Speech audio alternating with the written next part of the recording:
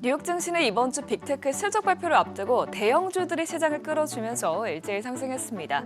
또 경기에 낙관론 속에 전반적으로 투자 심리가 살아나면서 3대 지수는 나란히 비슷한 상승률을 기록했는데요. 이 셧다운부터 지정학적 리스크 등 아직까지 시장의 여러 지정학적 변수들이 잔존해 있지만 투자자들의 증시 강세에 대한 기대감이 더 큰 것으로 보여집니다. 그럼 마감상 확인해보면 오늘 다우지수가 0.64% 올랐고요.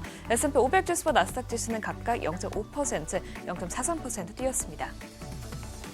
빅테크 기업들은 대부분 큰 폭으로 올랐습니다. 애플은 현재 시간 목요일 장 마감 후에 나올 실적 발표를 앞두고 JP모건에서 예상보다 양호한 아이폰 수요를 고려했을 때 호실적이 예상된다면서 목표가를 상향 조정했는데요. 이에 따른 저가 매수세가 들어오면서 주가가 3% 가까이 올라갔고요. 알파벳 역시 1.57% 뛰었습니다. 또 마이크로소프트는 새로운 AI 칩을 공개하며 엔비디아 의존도 줄이기에 나서자 1%가량 올랐는데요. 반대로 이 같은 소식에 엔비디아 주가는 0.64% 떨어졌습니다. 시총 6위부터도 보면 메타는 연일 강세를 이어가면서 바닥을 찍고 올라오는 모습입니다.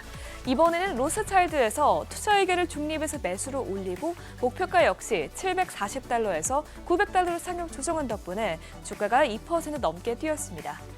브로드컴은 AI 칩에 대한 낙관론과 JP모건의 호평 속에 1.5% 올랐는데요. 반면 테슬라는 이 빅테크 강세 흐름에 올라타지 못했습니다.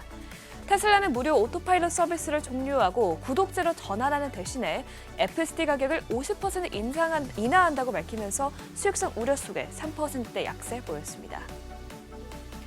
시장의 시선은 이번 주에 다른 변수들보다 이 빅테크 기업들의 어닝 시즌에 집중되고 있습니다.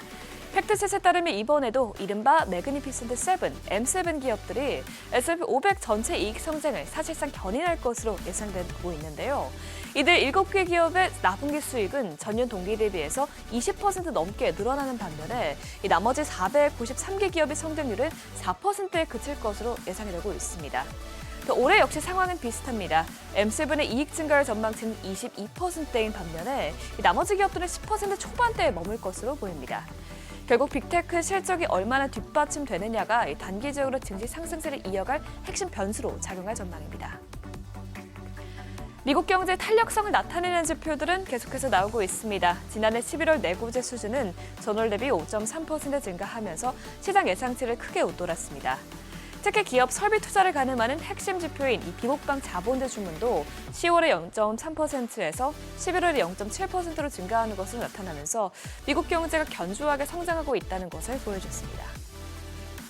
이런 가운데 또 오늘 눈여겨봐야 할 것은 외환 시장이었죠. 엔화가 초강세를 보이면서 달러가 크게 약세를 보이고 있는데요. 주말 사이 미국과 일본 당국이 엔화 약세를 막기 위해서 공조 개입에 나설 수 있다는 관측이 확산하자 엔화 가치가 160엔 부근에서 154엔대까지 뚝 떨어졌습니다. 또 여기에 미국의 셧다운 가능성이 커진 점도 달러의 부담으로 작용했는데요. 결국 달러 인덱스는 오늘 0.61% 빠지면서 4개월 만에 최저치까지 내려갔습니다. 이렇게 달러 약세가 이어지고 트럼프가 캐나다의 100% 관세 부과를 위협하는 등 정치 리스크까지 겹쳐지면서 금과 은은 사상 최고치 행진을 계속해서 이어가고 있습니다. 금 선물은 오늘 0.55% 오르면서 이제 온스당 5,000달러 돌파하는 새로운 이정표를 세웠고요. 은 가격 역시 한때 117달러까지 뛰기도 했습니다.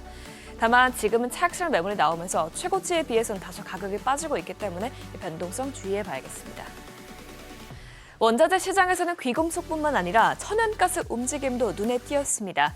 미국의 기록적인 한파가 찾아오면서 난방 수요가 급증하고 천연가스 생산 시설도 중단되면서 천연가스 값이 3년 만에 처음으로 6달러 선을 돌파했습니다. 미국 국립기상청에서 이번 한파가 한동안 계속 이어질 것이라는 예보가 나오면서 이 가격을 더 가파르게 밀어 올리고 있는데요. 다만 전문가들은 이 천연가스 선물 시장은 상품 시장에서도 변동성이 가장 큰 시장 중 하나라면서 날씨가 풀릴 것이라는 예보가 나오면 곧바로 가격이 크게 하락할 수 있다고 지적했기 때문에 이 부분 참고해보면 좋을 것 같습니다.